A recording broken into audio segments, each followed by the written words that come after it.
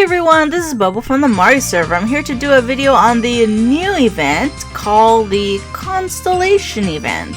Now this event is absolutely new. It hasn't been released before, so let's get right down to how to do this event.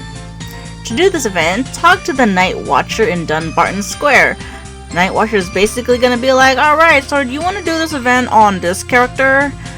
Go ahead and say yes and complete that beginner quest and go ahead and talk to the Night Watcher again. When you talk to the Night Watcher again, basically you get to choose which constellation you want to work on. Now there's going to be a total of 9 constellations that you can obtain. It is definitely ideal to collect all 9 of them. And the reason why is because if you collect all 9 of these constellations, you will complete the main quest that will give you 9 transformation medals.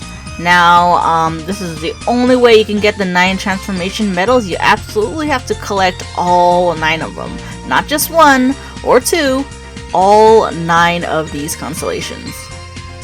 Once you've chosen the constellation that you're going to work on for that day, the Night Watcher is going to give you a maximum of 2 passes that you can use to go into a dungeon and obtain the fragments you need for that constellation. This dungeon is a solo run only, and you can use it on Albi Dungeon, Bari, Ciar, Fjord, Math, Rabi, Rundal, Coil, and Pika. Now the most popular question I know I'm going to get is, which dungeon should I do? Now it really depends on your level. If you're a high level or decently high level, I suggest you do Coil Dungeon. Coil and Pika both give the most amount of fragments in the end, which is a total of 6 star fragments. And if you think about it, Coil Dungeon is much more easier than Pika. Now the only thing I can think of for people to do Pika is the fact that if you do Pika run, the boss will be the Constellation boss and not the actual boss for Pika. If you're lower level and Coil Dungeon is actually a little bit too difficult for you, there are other dungeons. So Albi, Bari, and Ciar Dungeon will give you a total of 3 star fragments. Fjord, Math, Rabi, and Rundal will give you 4 star fragments. However, since Coil gives the most, 6 star fragments, it's ideal to do the one that gives the most. To complete a constellation, you need a total of 12 star fragments for each constellation. Now if you do the math, you can pretty much complete this event within as low as 9 days if you do 2 runs of Coil Dungeon. Or you can complete it within 18 days if you do 2 runs of Albi Dungeon.